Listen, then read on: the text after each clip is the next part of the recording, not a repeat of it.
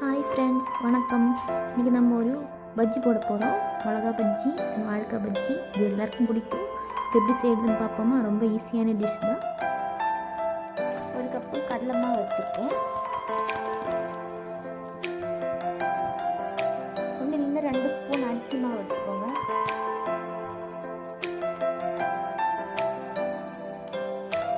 அரை ஸ்பூன் மிளகாத்தூள் எடுத்துக்கோங்க. தேவையான அளவுக்கு உப்பு போட்டுடுங்க. ஊற்றி மோசமாக ஒரு 3 நிமிஷம் வரைக்கும் கலக்கிடுங்க.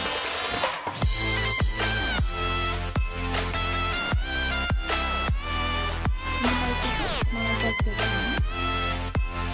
உப்பு கரெக்டாக செக் பண்ணுங்க. கடாயில் எண்ணெய் ஊற்றி ஸ்டவ் வச்சுருக்கேன். எண்ணெய் நல்லா கரைக்கும்.